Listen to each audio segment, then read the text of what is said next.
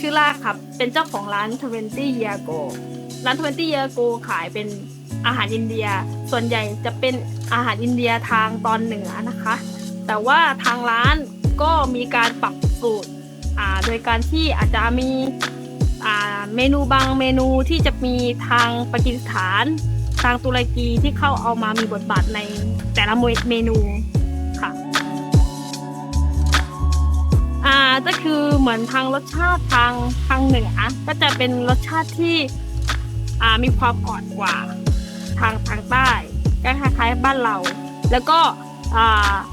ทางปากีสถานก็จะมีรสชาติที่เข้มกว่าแต่ถ้าไปกินอินเดียจริงๆที่เป็นอินเดียเนี่ยมันจะมีความต่างชัดเจนรสชาติเขาจะเป็นแบบ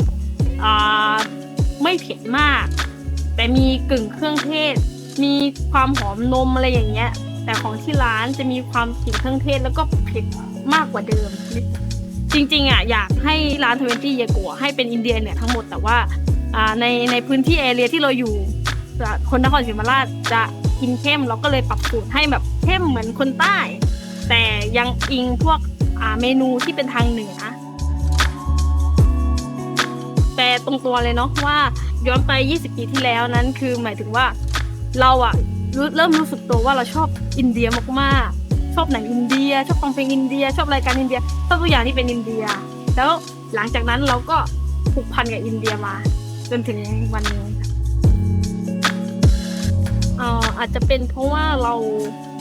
มือนคนที่ติดซีรีส์ครับก็คือเริ่มต้นเลยว่าพ่อเป็นคนที่ถ่ายหนังกลางแปลงเมื่อก่อนหนังอินเดียจะมีอิทธิพลในประเทศไทยซึ่งเราก็เห็นพ่อฉายหนังตลอดแล้วทำให้เรารักตัวละครในอินเดียดูหนังจนซึมซับวัฒนธรรมอินเดียทุกอย่างหนังอินเดียจะใช้วัฒนธรรมของเขาเป็นส่วนใหญ่ไม่ว่าจะทางศาสนาทางวิถีชีวิตทางชนชั้นทุกอย่างเราก็เลยชอบตัวนั้นแล้วพอจากหนังก็กลายเป็นว่าเราเริ่มเรียนประวัติศาสตร์มากขึ้นเราก็เลยชอบเรารู้ตัวว่าเราชอบประวัติศาสตร์ของอินเดียแล้วก็เลยรู้สึกว่าสักวันเราต้องไปทัชมาฮาล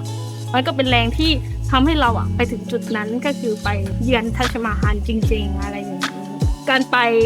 ปครั้งนั้นเราก็ทำให้เรารักในอาหารอินเดียซึ่งเรากินทานอยู่แล้วที่ไทยก็คือกินที่ทานที่ภูเก็ตบ้างพหุรัตน์บ้างแต่พอไปอินเดียมันคืออินเดียจริงๆซึ่งรสชาติที่ไทยกับอินเดียก็แตกต่างแต่ละรัฐแตกต่างกันมากซึ่งมันจะทุกร้านเหมือนกันเลยครับเหมือนร้านนี้เราบอกว่าเราอยากเสนอเป็นอินเดียเหนือแต่สุดท้ายมันก็ไม่ได้มันก็เอาวัฒนธรรมทุกอย่างเข้ามารวมกันเพราะว่ามันเป็นเอกลักษณ์อินเดียครับอินเดียนี่มีทั้งจีนมีทั้งทิเบตมีทั้งอังกฤษมีทั้งพุทธอินดูเองปากีเองคือมันรวมทุกอย่างอาหารทุกอย่างก็รวมทั้งหมดค่ะ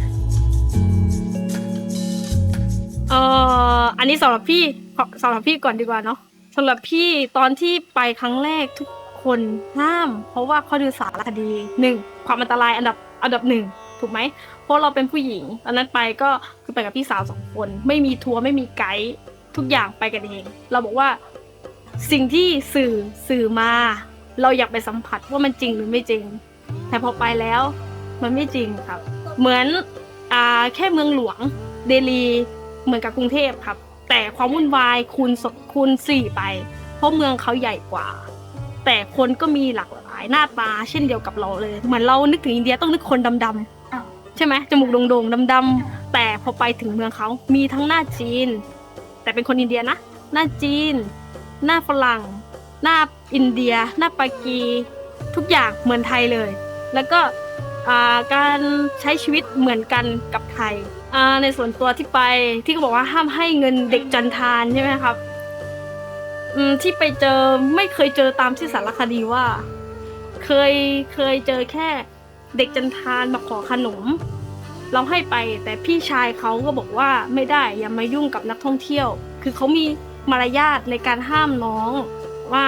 อย่ามายุ่งแต่ว่าพอเราให้ของกินไปเขาก็ไม่ได้พับพวกอะไรมาอย่างที่สารคดีว่าแต่ว่าเรื่องช่อโกงมีครับที่เจอจะเป็นเมืองหลวงเมืองที่ใหญ่ มีแบ่งชนชั้นเช่นจันทานจะแบ่งชนชั้นชัดเจนซึ่งก็จะมีอินเดียบางประเทศที่ต่อต้านการแบ่งชนชั้นเช่นเดียวกันเพราะว่าเขาเพิ่งได้อิสรภาพจากอังกฤษวัฒนธรรมอังกฤษไม่ได้ดึงวัฒนธรรมที่แบ่งชนชั้นออกไปแค่ปลดล็อกให้เขาดูแลประเทศเองก็คือคืนประเทศให้แต่ยังใช้วัฒนธรรมเดิมเพราะว่าตอนยึดมามันก็หลายร้อยปีนะครับแล้วกลายเป็นว่าคนเก่าแก่ก็ยึดถือวรรณะชนชั้นจนถึงทุกวันนี้แต่ตอนนี้อินเดียเริ่มปรับแล้วเพราะว่าจะไม่มีการแบ่งชนชั้นทุกคนเป็นเสรีภาพหมดไม่ว่าจะหญิงหรือชายถ้าพูดตรงๆเลยประเทศเขาพัฒนากว่าเราไปเยอะมากครับ เรายังด้อยกว่าเขาเยอะแต่ว่าแค่คนเขาเยอะระบบการจัดการเขายังไม่พอสำหรับคนที่เขาเกิดเยอะๆคือเขาไม่ได้คุมเหมือนจีนคุมไหมจีนคุมแต่อินเดียยังไม่ได้คุมไงจีนกับอินเดียไม่ต่างเลยเพราะแบบแผ่นดินใหญ่มากถ้าไม่แยกใหญ่กว่านี้อีกนี่เขาแยกไปอะไรปากีสถานศรีลังกาบังกลาเทศเนปาลสมัยก่อนนั้นเป็นของเขาหมดเลยใช่ดินแดนเขาติดแบบใหญ่มากที่เองก็ยังเที่ยวไม่หมดบางทีแบบลูกค้ามาใช่ไหมลูกค้ามาแบบเนี่ยลูกค้าอยู่รัฐนี้ที่ไม่รู้จักเลยบางรัฐเพราะว่า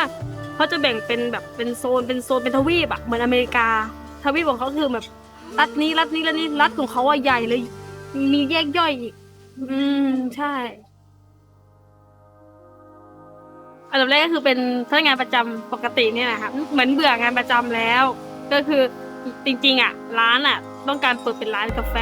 ในความคิดณตอนนั้นเหมือนเราเริ่มเหนื่อยเพราะว่าเราต้องตื่นเช้าขับรถไปไกลแล้วไหนก็พอ2 อาทิตย์ก็ต้องไปรับถ่ายรูปอีกมันเริ่มเบื่องานประจำก็เลยคิดว่าตังค์ที่ได้จากงานประจำตอนนั้นก็ส่งมาให้พ่อทำร้านเป็นร้านกาแฟเล็กๆเอาแค่เล็กๆขายชิวๆรับถ่ายรูปคิดอย่างนี้ตอนแรกคิดอย่างนี้แล้วทำไปทำมาพอวันที่เราจะได้มาเปิดจริงๆก็มาอีก2 ปีก็คือเหมือนประมาณปีหรือ2 ปีไม่รู้เพราะว่ามันจะมีช่วงที่นครน้ำท่วมใหญ่ตอนแรกจะเปิดปีนั้นแล้วต้องข้ามมาอีกปีพอข้ามอีกปีโควิดเปิดร้านกาแฟได้แค่ไม่ถึงเดือนละมั้งแล้วก็หันไปดูด้านหลังด้วยโหร้านกาแฟเต็มเลยด้านหน้าพยอมก็มีด้านหลังประกบเลยแล้วแบบแล้วกูอยู่ในซอยใครจะกินวะแล้วทีนี้ก็มีลูกค้าแค่เป้าหมายก็คือหน้าอู่แล้วเขาก็คงไม่กินทุกวันก็คิดอย่างนี้แล้วทีนี้ก็โทรไปปรึกษาพี่สาวเล่นๆพี่สาวบอกว่าเราเปิดทำอาหารอินเดียสิ delivery ลองฝึกทำดูอะไรอย่างเงี้ยเพราะว่าก่อนหน้านี้พี่ก็ทำกินเองอยู่แล้วถ้าเราไม่ได้ไปพาหุรัตมากลับมาบ้านเนี่ยที่บ้านทำโรตีมาลายูโรตีเหมือนบางบาอะไรเงี้ยทำอยู่แล้วเราก็เคยทำนานลองกินเนาะก็ลองเปิดดูพี่ก็เลยว่าลองทำเมนูแรกเอาง่ายๆก่อนทำจัปาตีง่ายสุดทำจัปาตีแล้วก็แกงเนี่ยชิคเก้นมาซาล่าง่ายสุดก็ทำปุ๊บลองขายดูเฮ้ยมันขายได้ตอนนั้นร้านกาแฟมีกาแฟกับสเต็กจมเลยคุณจมขายไม่ได้แต่อาหารอินเดียขายได้พอเริ่มขายได้พี่มีอยู่โต๊ะเดียวพอมีโต๊ะเดียวปุ๊บลูกค้าก็เริ่มมากินพี่ก็เริ่มหาเมนูใหม่ๆถามเอาอะไรมาขายดีอะไรเงี้ยเอาง่ายๆก่อนช่วงนั้นก็จะมีไม่กี่เมนูเนาะลูกค้าก็ผลตอบรับเริ่มดีขึ้นลูกค้าก็เลยบอกว่าน้องขยายโต๊ะเถอะอะไรอย่างนี้ก็เลยมีทุกวันนี้ครับใช่มีอุปสรรคตรงที่เรื่องเราไม่รู้ว่าวัตถุดิบจริงๆเรายังไม่รู้เลยว่าวัตถุดิบทั้งหมดพวกมาซาล่าคำว่ามาซาล่าคือเครื่องเทศเมื่อเทศแต่ละแกงใช้กี่เครื่องเทศอันนั้นเราไม่รู้พี่ก็เลยต้องลองผิดลองถูกก็คือทำทีละอย่างก่อนแล้วก็แบบถามพี่สาวบ้างเพราะพี่สาวเป็นไกด์ไลน์ได้ถามคนนู้นคนนี้ที่เคยทำอาหารอินเดียกินเองบ้างแล้วทีนี้พี่ก็เริ่มศึกษาเองบ้างแล้วก็บวกกับว่าเราเคยไปอินเดียแล้วเราก็ลองกินก็คือเป็นส่วนตัวจะลองกินอาหารสตรีทฟู้ดทั้งหมดที่อินเดียคือไปรัฐไปเดลีก็จะกินแบบของเดลีอะไรที่แบบดังๆก็กินอะไรที่แบบเจอปุ๊บก็กินลองความที่แบบพอลองปุ๊บเขาถามเขาว่านี่คืออะไรแล้วก็จำรสชาติมาเช่นเหมือนปานิปุรีซอสมะขามเรา ก็คือจำมาจากรัฐอัคราก็คือร้านปานิปุรีอยู่หน้าซอยโรงแรมที่เราอยู่แล้วก็ไปยืนกินอยู่50 ลูกโอ้ยทำไมมันอร่อยจัง50 ลูกครับยืนกินแบบในคลิปเลยที่เขาส่งแบบปุ๊บคนก็จะล้อมกันก็ไปยืนกินอย่างนั้น50 ลูกแล้วมันคืออะไรวะทำไมอร่อยกินไปแล้ว50 ลูกแล้วทีนี้ก็เลยถามเขาว่าไอ้น้ำเข้มๆนั้นคืออะไรเขาก็บอกว่าเป็นน้ำมะขามเป็นซอสเขามาทำดิบซัตนี่อะไรอย่างเงี้ยแต่ไอ้น้ำอื่นไม่ได้ถามนะถามที่น้ำนั้นเพราะว่ามันเหมือนว่ามันเด่นที่สุดพี่ก็จำมาว่า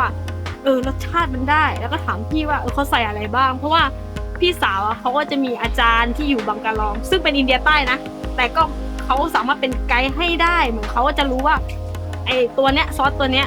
บางรัฐใส่อย่างนี้บางรัฐใส่อย่างนี้บางรัฐไม่ใส่อะไรประมาณนี้แล้วเราก็มามิกเรามาค้นหาทำเอาเองว่าเป็นยังไงบ้างเคยไปเรียนทำอาหารเล่นๆเหมือนกับว่าขนมเวิร์กช็อปเนาะแบบเราไปอยู่แล้วก็เวิร์กช็อปที่ไซจันแหมก็คือทำอาหารในทะเลทรายก็คือใช้ชีวิตในทะเลทรายใช้ทรายล้างช้อนล้างจานล้างได้ครับสะอาดด้วยแต่ว่ากินก็จะมีแบบกรอบๆหน่อยนิดหน่อยแต่มันไม่ได้เหมือนสายบ้านเราไงเขาก็ใช้ชีวิตอย่างนั้นไปเรียนแบบของพวกยิปซีพวกนี้จะดูแลแล้วเขาก็จะสอนทำอาหารพื้นเมืองใช่ครับแล้วก็เราก็จำว่ามาซาล่าเขาเยอะมากแต่จริงๆแต่ละตัวเราก็แค่จำว่าแกงถั่วใช้อะไรตอนนั้นพี่จำแกงถั่วมาแกงถั่วใช้อะไรเป็นหลักอะไรอย่างเงี้ยดานทาก้าอะไรอย่างงี้แล้วก็เหมือนพวกแกงพวกมาซาล่าต่างๆเขาจะแกงไข่เนาะส่วนใหญ่ตรงนู้นเพราะว่ามันห่างไกลพวกวัตถุดิบหลังจากนั้นก็เริ่มเรียนรู้เองแล้วก็เริ่มเรียนมากขึ้นเกี่ยวกับอาหารไม่ได้หยุดพัฒนาแล้วตอนล่าสุดที่ไปถือว่าไปเรียนและอบรมเลยดีกว่ามันมีเทคนิคหลายอย่างตั้งแต่อุปกรณ์ตั้งแต่เครื่องเทศเราต้องเลือกยังไงเราต้องอะไรก็คือเรียนได้ครับใจต้องรักด้วยนะอาหารอินเดียเหมือนทุกอาหารแหละครับถ้าไม่รักมันก็จะยากแล้วเครื่องเทศที่ใช้ที่นี่คือสั่งนำเข้าจากอินเดียมันมีการนำเข้ามาปกติอยู่แล้วจากคนไทยเชื้อสายอินเดียเนาะเหมือนเครื่องเทศบางตัวพี่สั่งโดยตรงจากอินเดียบางตัวใช้ที่พหุรัฐได้แต่บางตัวใช้ไม่ได้เพราะว่าเหมือนแคชเมียร์พริกต้องสั่งตรงเพราะว่าในพหุรัฐพี่ใช้แล้วสีไม่ได้กินไม่ได้ก็เลยต้องสั่งตรงดีขึ้นเรื่อยๆแล้วก็ภูมิใจตรงที่ว่าคนนครเปิดใจทานนะครับแล้วก็คือจากบางคนไม่เคยกินเลยแล้วพอมากินร้านเราก็คือเขาทานง่ายคือตอนนี้ก็อยากจะสอนแบบฝึกพนักงานเนาะให้ถามลูกค้าบ่อยๆเพราะเราจะได้พัฒนาตรงจุดนี้บางคนไม่เคยกินแต่สั่งแบบแอดวานซ์เลยเพราะเขาไม่รู้ว่าควรจะกินอะไรเหมือนถ้าเกิดลูกค้าใหม่อย่างเงี้ยเราก็จะแนะนำเหมือนโรตีนะก็จะเป็นนานกระเทียมชิคเก้นมาซาล่าแล้วครับมันจะทานง่ายมันจะเข้ากันแต่ถ้าเกิดคนที่เคยทานมาแล้วก็จะง่ายหน่อยก็แค่ถามว่าเขาต้องการแบบเป็นเนื้อสัตว์หรือมันสวิรัติเพราะว่าเราจะแยกอยู่แล้วว่าลูกค้ามีทั้งมันสวิรัติแล้วก็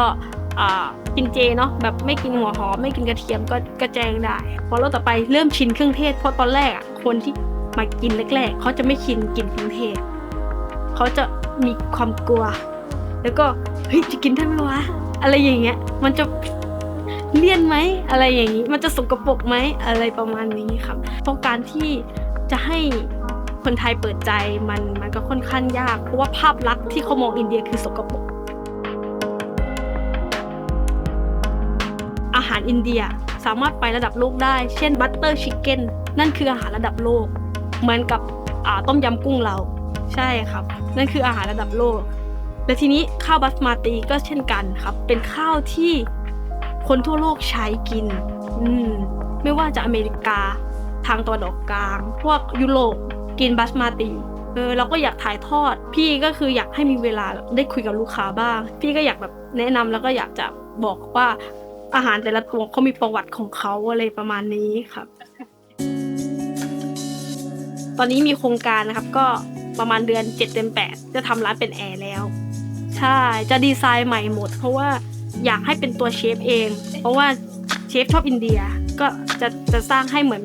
ด้านหน้าให้เหมือนเป็นอินเดียพอเข้ามาปุ๊บเชฟชอบอะไรที่มันเป็นสตรีทชอบอะไรที่มันเป็นเหมือนกับศิลปะเกี่ยวกับถ่ายรูปเพราะว่าตอนเราไปอินเดียเราถ่ายรูปเยอะมากแล้วก็อยากโชว์ตรงเกี่ยวกับถ่ายรูปก็ถ้าเป็นอินเดียเหมือนกันใช่ไหมครับเอาง่ายๆก่อนว่าอาหารเหมือนศิลปะไม่ว่าจะร้านที่1ร้านที่2ทุกคนมีไลฟ์สไตล์เป็นของตัวเองก็คือหลักสูตรที่ทุกคนไปเรียนมาสมมุติว่าไปเรียนมาทุกคนไปเรียนมาหมดเรียนทฤษฎีมาปฏิบัติมาเหมือนกันแต่พอสุดท้ายมาทำอะครับไลฟ์สไตล์ใครไลฟ์สไตล์มันพูดง่ายๆว่าไม่ว่าจะอาหารหรืออาชีพอื่นๆถ้าว่าเราทำเป็นตัวของเราเองแล้วพรีเซนต์ตัวเองออกมายังไงก็ก๊อปไม่ได้ครับ